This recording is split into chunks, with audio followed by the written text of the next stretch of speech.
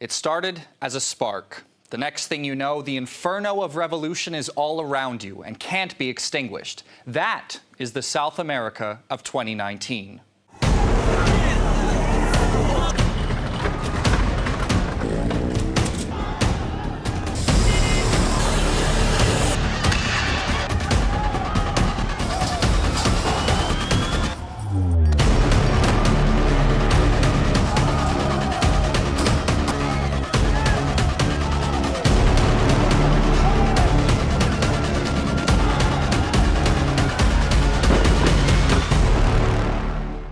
What's crucial, if that's your aim, is to find just the right moment to stir up dissent.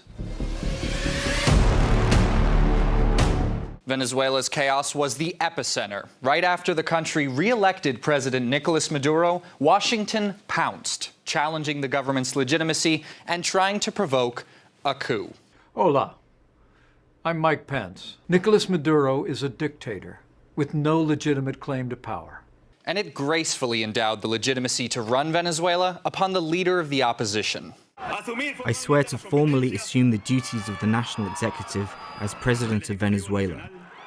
President Trump officially recognized the President of the Venezuelan National Assembly, Juan Guaido, as the interim President of Venezuela. The time is now to support the Venezuelan people, to recognize the new democratic government led by interim President Guaido. The safety and security of President Guaido and his family are of great importance to the American people. Guaido tried hard to win over the military, but when it became clear it stood behind Maduro, Washington rolled out some empty threats.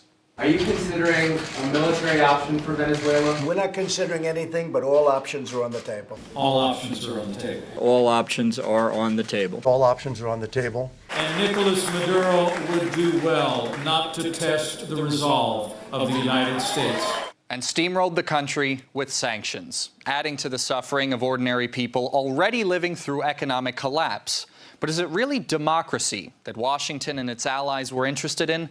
Or perhaps this has something more to do with black gold? What is Donald Trump's casus belli against Venezuela? The casus belli is the oil of Venezuela, the riches of Venezuela. It's gold, gas, diamonds, iron, water, our material riches. Resource grabbing hasn't only been confined to Venezuela in the region. Bolivia's seen its own share of unrest this year. But there, a right-wing coup was successful. The elected president, Evo Morales, forced to step down and flee the country. Why am I resigning? So that my opponents cannot continue to persecute my socialist brothers. It's my duty as an indigenous president and the president of all Bolivians to seek peace.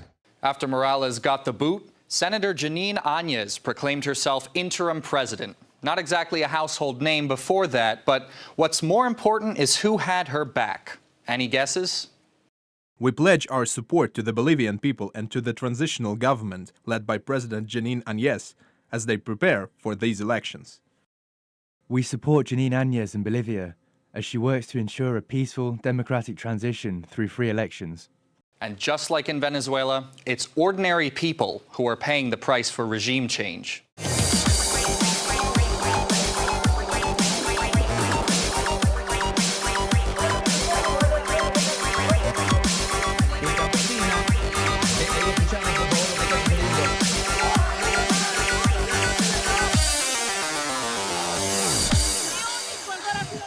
Seeing the parallels? Here's another one.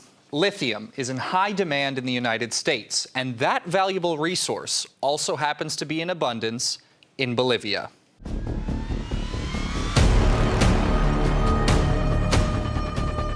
Chile's also been no stranger to disorder, where clashes have been deadly at times. Thousands have rallied since mid-October, demanding the president resign and the constitution be revised.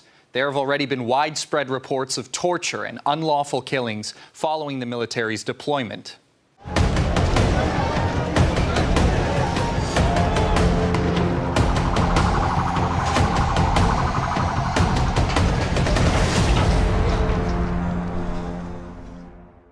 But on these protests, the U.S. has been silent.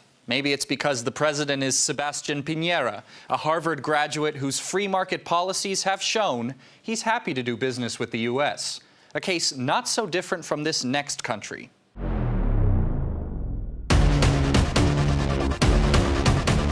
At last, we have Ecuador, a country that became engulfed in protests after the government carried out IMF-backed severe austerity policies.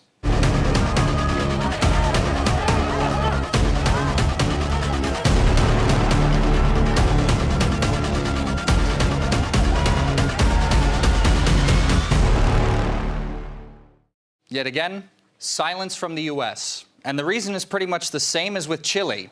The U.S. supported the government's newfound allegiance with the IMF. Washington might pick and choose the battles that benefit its interests the most, but at the end of the day, fire is fire. It doesn't care who it burns.